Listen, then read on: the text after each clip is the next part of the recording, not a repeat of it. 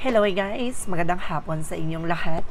This is your guest from Master Great Channel, a Pretty Rose Matarder. So ngayong hapon na to, tignan natin ang sabihin sa inyo ng ating mga gabay. So this is a monthly gabay for the month of August 2025 for the sign of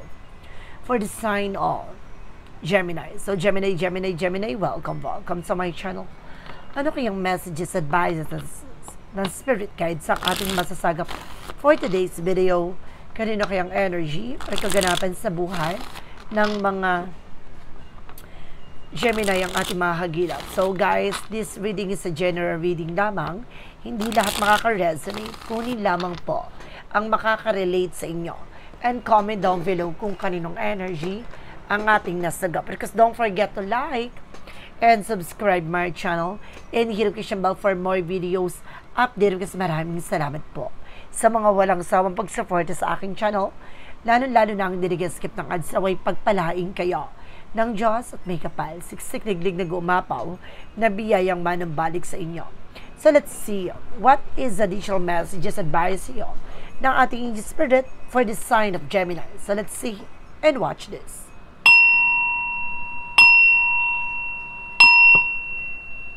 Angel spirit, please give me information po. Ano kayong sabihin sa inyo ng ating mga baraha?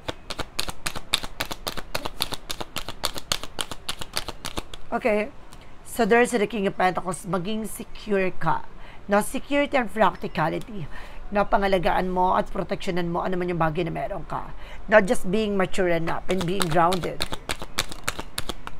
And there's the Queen of Wands. By confident, lakasan mo ang loob mo, maging matapang ka. Alasin mo yung takot mo at pag-aalinlangan mo sa ginagawa mo. Na kailangan magkaroon ka ng kumpiyansa at dedication sa ginagawa mo. And because there's something, the Eight of Swords, there's a lot of toxic and negativities around you. No, napapalibutan ka ng toxic and negative. No, there's something, a toxic environment. And there's a Knight of Wands na kailangan mo magtiyaga. Na magtiyaga sa iyong ginagawa. Na kailangan magpursige ka, wag mong hahayaan na ma-distract ka ng ninuman. No, mag-concentrate ka sa kung ano ba talagang plano mo, sa kung ano ba talagang gusto mo mangyari sa buhay mo. Just focus on what you're doing. And there's a Three of Wands, the waiting for some way of a ship. So some of you na guys, no, may hinihintay kang resulta, document, or favors, there's a possible na makuha mo na. No, maaaring dumating na. No, maaaring matamo mo na. Or there's a travel guys, ano makakaalis ka na. And there's a sword, clear the boundaries.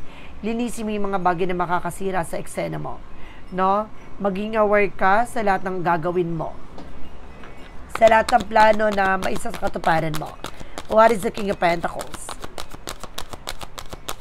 Represent with the Seven of Wands. Protections. See, protectionan mo at pangalagaan mo yung sarili mo, yung grounds mo, even your territory, your plans. Now, what is the Queen of Wands? The Queen of Wands represent what? Represent with the King of Cups. Now, there's a devoted to 40 person. Some of you guys, meron talagang gumagabay at sumusuporta sa iyo dito. There's something ancestor guides na maaaring pumuprotekta sa iyo. No, maaaring kailangan mo lang i-boost yung confidence mo ng maisa katuparan mo. Ano man yung bagay na ninanais mo. Now, what is the Eight of Swords? Represent with the Death card. So there's something that ending in your beginning. Natatapusin na ang mga negatibo, ang mga toxic sa paligid mo. Aalisin na at magkakaroon ka ng bagong simula at kalayaan at kapayapaan. And there's a King of Wands, something ambition. Unti-unti mo nang masisilayan yung changes and development sa mga plano mo. Sa lahat ng gusto mong gawin. Na unti-unti mo nang makikita, no, yung mga pinagpaguran mo, yung pinaghirapan mo, makukulayan na siya. No, unti-unti mo na nakikita na nag-i-improve na, no, magtatagumpay ka na.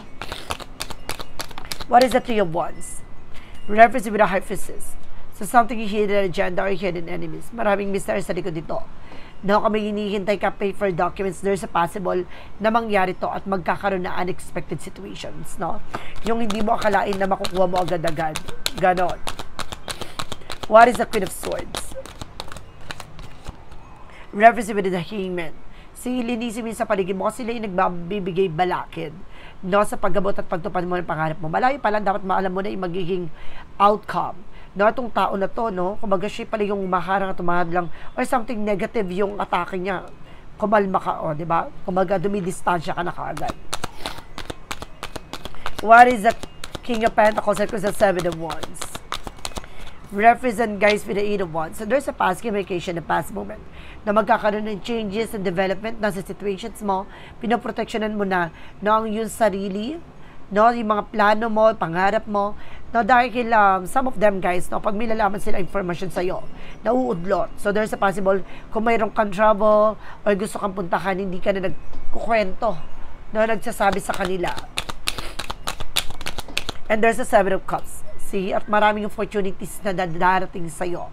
No, maraming bagay na nadadapo. No, makakamit mo na.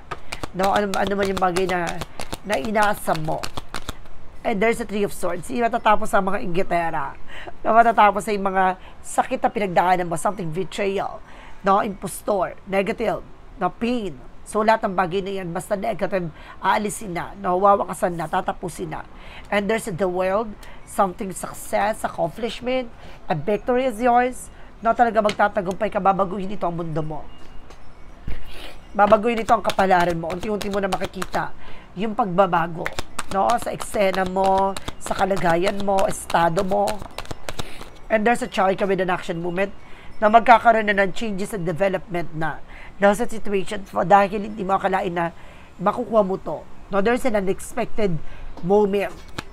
Additional messages. There's a devil card. Sabi ko na na maging mauta ka, maging wise ka dahil may mga tao sa paligid mo talagang humaharang, humakadlak. Diba? Siya yung negative talaga na parang sumisira ng mga plano mo, ng mga pangarap mo. Dapat malayo pa lang, unti-unti mo nang mararamdaman na, kaya pala, kato ganyan, no? Malayo pa lang tanong mo na kailangan mo nang putulin, no? Or kailangan maging aware ka na sa tao na to. Let's see, what is the additional messages for the outcome? For the outcome, guys, there's a Empress card for River. No, ibabalik ulit yung sigla. At ganda, no, magkakaroon ka ng bagong eksena dito, guys, no? Ibabalik ulit yung katawan lupa mo, yung sigla ng yung buong pagkatao. Now, some of you, there's a blessing coming in. No, magtutuloy-tuloy talaga ang biyaya. And there's a forecast. No, ito yung kailangan pag-isipan, klaruhin, liwanagin. Hindi lahat ng offer tinatanggap. Kailangan matuto tayong i-visualize, no, i-analyze, maging aware tayo with an action and decisions. Additional messages. Reference with the Ten of Swords. See, talagang nasa isang line na, no, lining to, no, natatapusin na yung tumatraidor, toxic negativities, no, impostor, lahat ng mga negative traits, guys, unti-unti nang wawaksan, tatapusin na, no. Additional messages.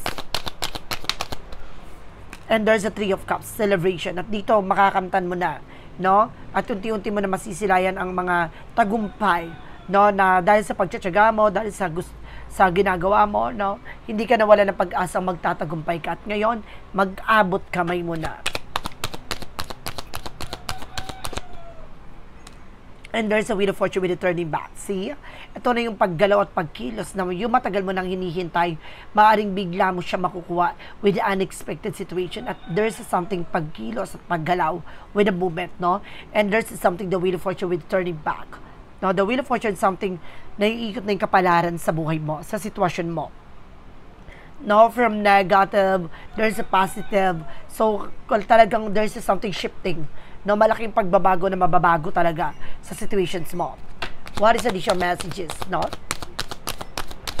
And of course, there's something, the Ace of Wands, new ideas and new plans. See, lahat ng plano mo, lahat ng gusto mong gawin, huwag ka nang mag-share, no, from this person, from other people, no?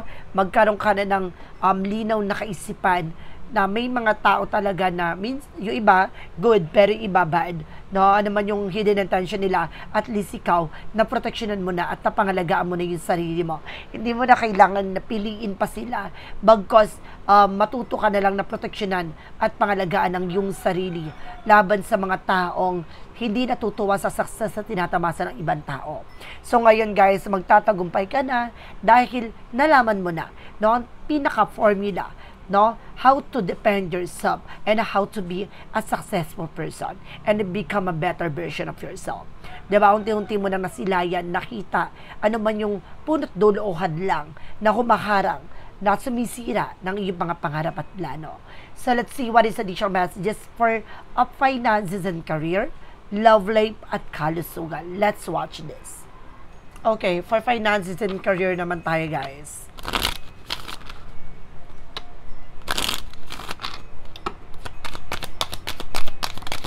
So there's a page of surveying curiosity. So pagdating sa finance, kailangan mabusisi ka. No, alamin mo lahat ng bagay na makakatulong for you, no, for your growth and expansion sa paglago ng iyong finances, ng resource of income. And there's an Ace of Cups, no, having passion, na mahalin mo yung ginagawa mo. Mahalin mo yung bawat eksena na ginagawa mo dito. Now, there's something, the Justice card, see what goes around comes around. Lahat ng bagay na gagawin mo magre-reflect sa'yo.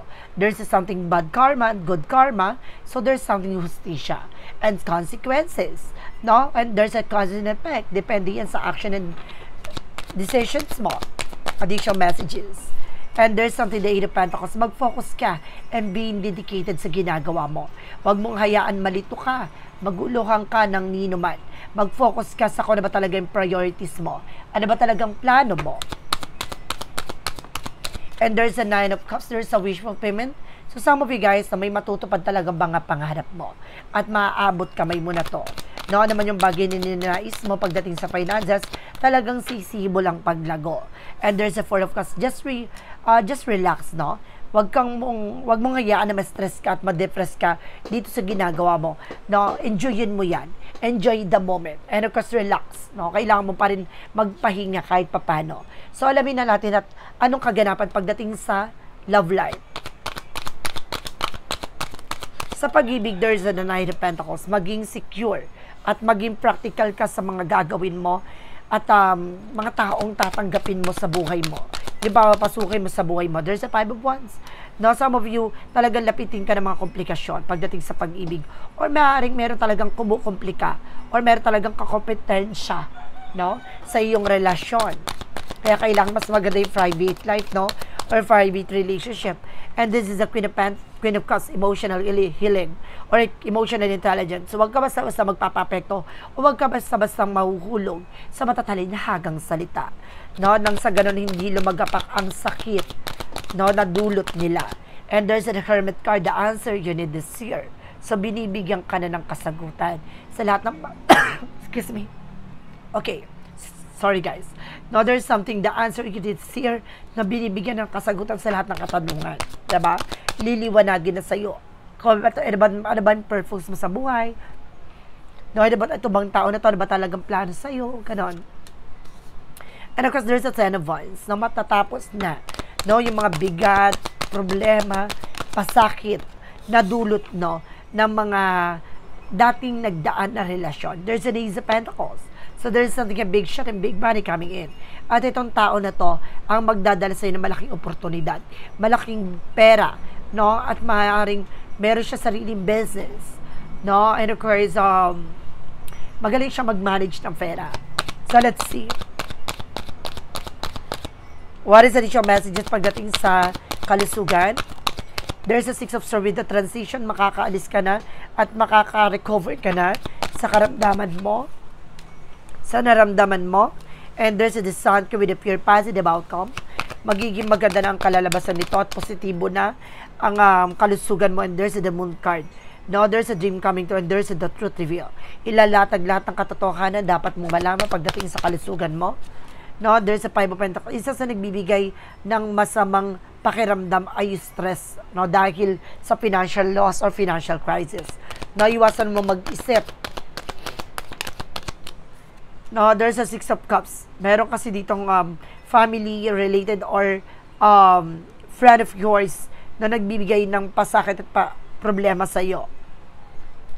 No, may obligasyon ka kasi dito na naabuso ka. No, there's the Lover. Some of you, no, mayroon ka ditong para sa kayo ng person mo na nararamdaman. No, para sa kayo ng person mo ng instinct na kumbaga may nangyayari behind the scenes. Na meron ako na sense dito, there's something an ex hindi pa nakaka-move on.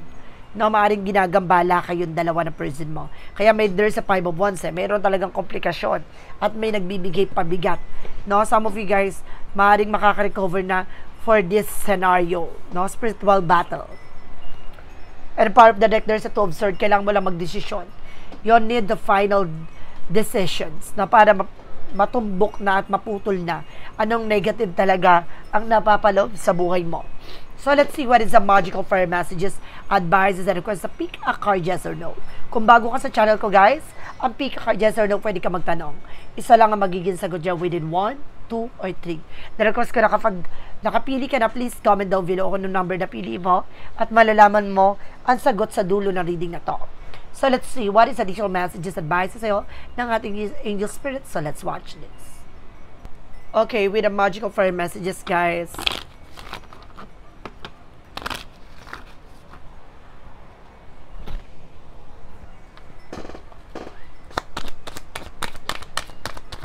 There's children. So some of you guys, no, talagang may anak dito at may relasyon. No, may kinalaman talaga. There's a birthday season. Maring dumating na yung birthday season, no, ng anak mo, ng partner mo. Na may related about sa pag-ibig at pamilya, no? Lalo-lalo na yung mga anak mo. Maring related o yan din ay pinoproblema mo. Marami kang tanong na dapat mong malaman about sa kanila. No? So, let's see what is a yin and yang oracle card. Oh, there's a release and surrender. May mga bagay na kailangan talagang alisin. No? At pakawalan, bitawan. And there's a fast and lack and suffering. Nagsasuffer ka pa rin from the past. So, may mga bagay na kailangan mo na i-let go. Na huwag mo na ipilit pa. And there's a toxic talaga. See, there's a toxic pattern. No, may toxicities talaga dito. So, let's see what is our synchronicities represent what. Represent, there's a faith. No, sinusubukan ang iyong pananampalataya at tiwala. No, kung hanggang sa nakatatagan, hanggang sa ng iyong ang iyong pagtitiwala at pananampalataya sa ating Panginoon. There's an Empress card. Some of you, this is something a new beginning or maaaring magbuntis ka. No? And there's a blessing coming in. There's a home. No? Meron talaga dito with a home, magkakaroon ka ng bagong bahay. Bagong tahanan. Let's see. What is the romance a year for Mystic Love Oracle deck? And there's a not committal. So, something independent, no? Kumbaga, some of you single mother, single parent, no? Single dad. Or there's an intimacy, something intimacy, meron ditong bonding, no? Na maaaring magkaroon kayo ng collaborations, no? Ng person mo. Or maaaring this time kiligin ka na ulit. No? What is Archangel Michael messages? Innocence, no? Inosente ka pa. So, ibig sabihin dito, no, mabilis kang mauto. So, maaring mabilis kang mabudol pagdating sa relasyon. What is the Jesus loving quote said? According to your faith being to you. See, depende sa pananampalataya mo ang ibibigay sa'yo. So, meron talagang faith talaga na kinalaman dito, guys. What is the Eagle's number represent what? And there's a 0220 with the act on your idea. You have the benefit of good fortune. And if you use your wise judgment and you can do anything in this place, you can reach new heights. You should act on your potential when you see this pattern, since that what your plan will grow. You're about to experience a spectacular accent. Talagang may paglago. No? Depende yan sa bawat kilos at gagawin mong decision. No, there's a realistic and a practical approach. Goals, no? Talagang kung gusto mo matupad yung mga hangarin mo at pangarap mo, maging practical ka. There's something divine timing para maisa kataparan mo to. Magkaroon ka ng disiplina. What is the Money Move Oracle deck? And there's a closed door. No, may pintuang magsasara at may mga pintuan talagang matatapos na. No? Magsisimulang muli ang panibagong chapter or eksena. What is shadow work represent what? So let's see. What is a shadow work represent what? And there's a light the darkness. Love, clarity, and awareness. Darkness cannot dispel darkness. Only light can, no? Kumbaga, ang liwanag lang ang magbibigay kaliwanagan talaga sa lahat ng eksena. No, walang madilim na part na makikita mo ang lahat ng bagay. Hindi mo masisilayan 'yan. Only light, no? Kung hindi mo yan hindi ka maliliwanagan diyan, hindi mo makikita ang totoong nilalaman niyan. Ganun yung gusto sabihin dito. What lies between the future? So, kung di mo bubuksan ang iyong kaisipan sa lahat ng bagay, no, hindi mo mauunawaan. What is the what lies between the future? Kung pangangawakan mo yung ego mo, yan. So, yun talaga. No, hindi mo makikita. And there's an envy. Something insecure. May inggit sa'yo. And there's a recording, announcement, and expression reveal. Talagang ilalantad, no? Yun dapat mong malaman. Yung totoong nararamdaman, o totoong nilalaman. There's a clarifying for a love situation. Clarifying for a love situation represent with a chaotic clarity and lead to rest. Diba? Admissive confusion and intense crisis, seek the light of understanding and resolve. Intindihin mo. Kung titignan mo liwanag sa likod dito, maiintindihan mo kung ano yung nilalaman nito. No, let go of lingering dispute and make peace together. No? May mga bagay na kailangan mo ng pakawalan at bitawan. No, hindi mo na kailangan na magstay sa isang situation na walang kapayapaan. No, let's see what is the clarifying for a life situation.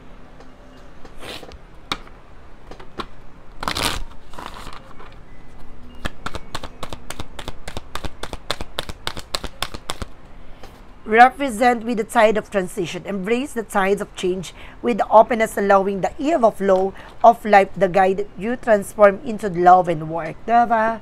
Unti-unting babago nito, kailangan mo tanggapin, no? At buksan ang iyong mga mata at buksan ang iyong isipan sa posibilidad na mangyayari at babaguhin ito ang ikot ng kapalaran mo. At talagang unti-unti na siya mag-work on your favor. What is the part of the life? Represent what? What is the part of the life? And there is a faith in freedom. See, magtiwala ka sa kalayaan. Napalayain mo. I have calm my mind and trust in my doubt to God, releasing them all. I trust in His perfect providence and surrender to His will. Finding true freedom in the peace that comes from letting go and having faith. Magtiwala ka. Hindi naman yan ibibigay sa'yo ng para pahirapan ka. Binibigay niya sa'yo, alam niya, magiging malakas ka. No, parang minomold ka no, hinuhulma ka sa magandang ehemplo or magandang kumbaga magandang eksena or magandang figura, no, nang sa ganun, no, may handa ka sa mga susunod na eksena. Ganun siya. So let's see what is the additional messages with a pick a card, yes or no. Let's watch this. With a yes or no, pick a card, guys. This is it.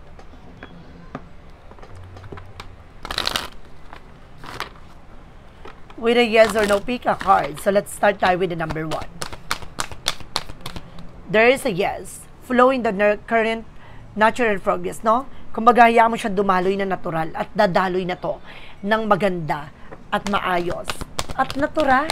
Diba? Number 2. There's a no. Very too strong access denied. No, hindi tinatanggap. Huwag mo nang ipagpilitan pa. Huwag mo nang hayaan pang makapasok ka sa sitwasyon na to.